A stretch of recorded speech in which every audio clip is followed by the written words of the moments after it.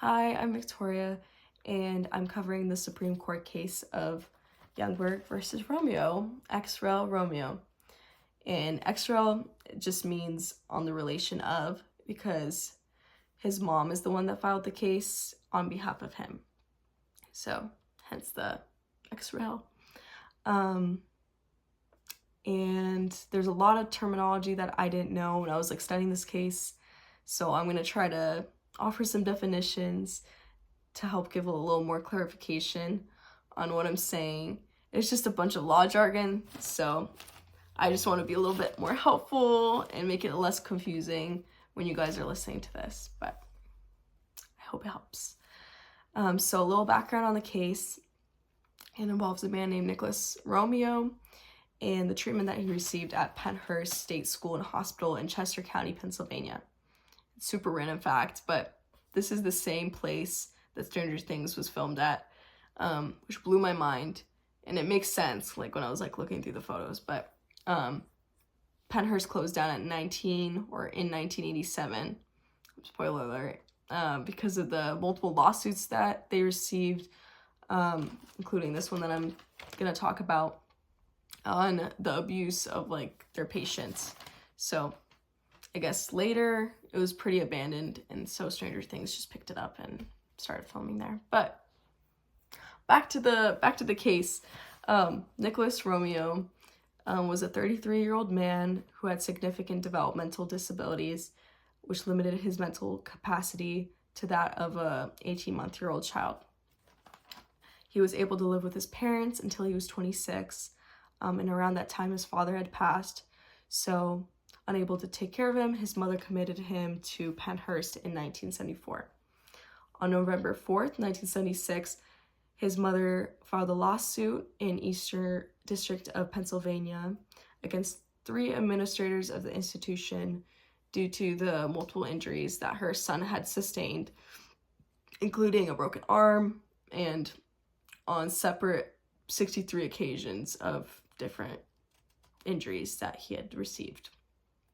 And in the suit, she claimed that the hospital was in violation of the 8th and the 14th Amendment, and a little review of those, because I haven't thought of those since high school and middle school. But the 8th Amendment is the amendment that prohibits cruel and unusual punishment, and the 14th Amendment, and they're specifically talking about this clause called the Due Process Clause, which is found in the 14th Amendment, also the 5th Amendment, but the 5th Amendment clause has to do with federal level. This one is the state level.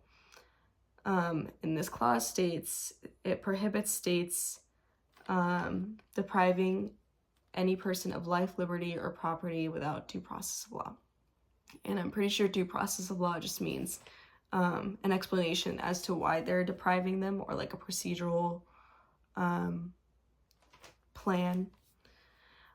And then she alleged that they violated his constitutional rights by failing to provide him safe conditions, bodily autonomy from, for example, restraints, and training.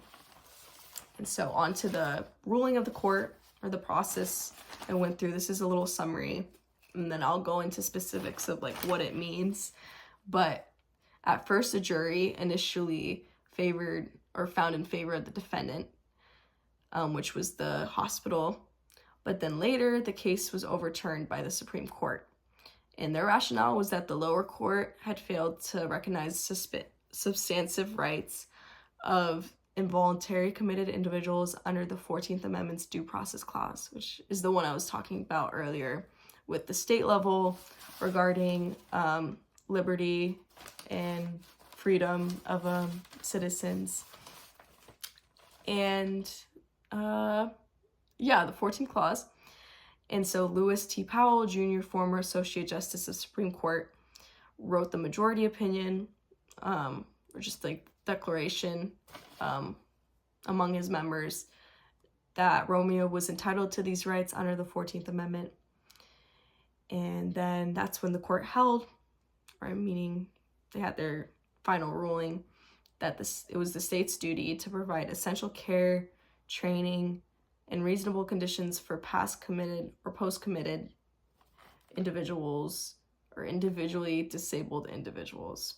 That was a mouthful, but yeah, so that was the final ruling, and it was super important because it gave individuals who were disabled and committed to institutions like basic human rights, to not be restrained and to be treated with respect, basically. So a little bit more specifics on the case.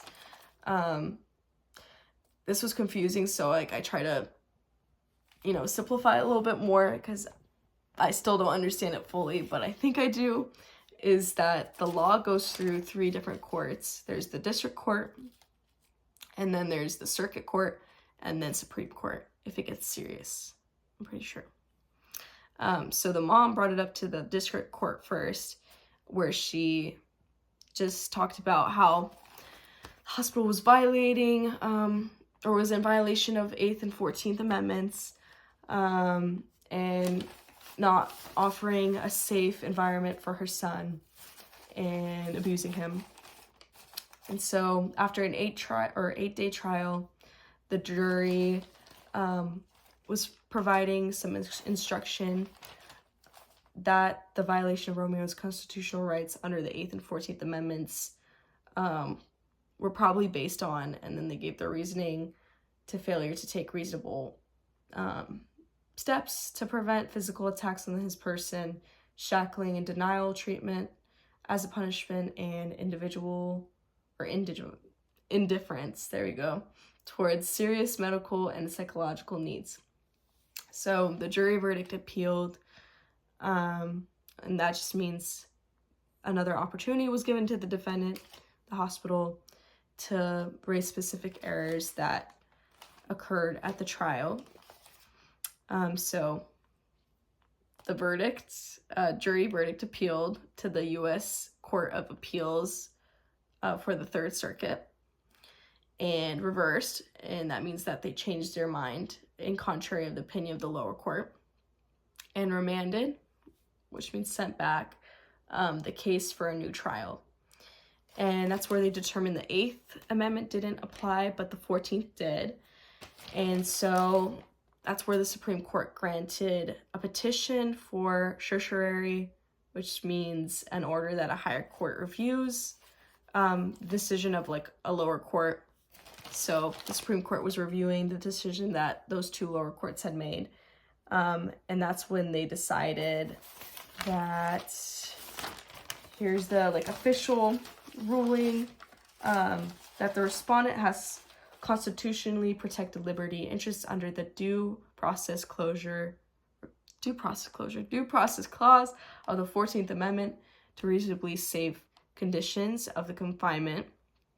So just basic safety, and freedom from unreasonable body restraints, like being in shackles and straps, and such minimally adequate training as reasonably may be required by these interests. So even though, the interesting part of this case was, even though that it granted individuals these basic rights, it also allowed for some room for the physicians in the mental institutions to still be able to have their own expertise or advice on how to resume training. And there's a specific word for that. I think, what was it called? Hold that thought.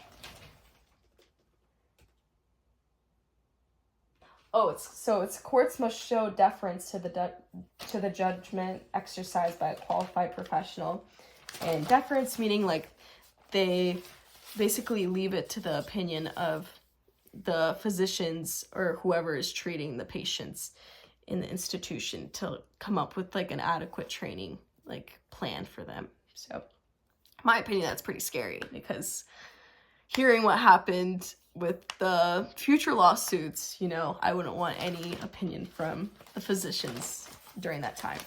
But yeah, this court case was super important into ensuring rights to a person who's involuntarily committed to an institution. Yeah, making sure that they're treated with respect and given opportunity to still be free from like restraints and yeah, just terrible treatment overall. So I hope you guys enjoyed learning about this case as much as I did. I hope you have a good day.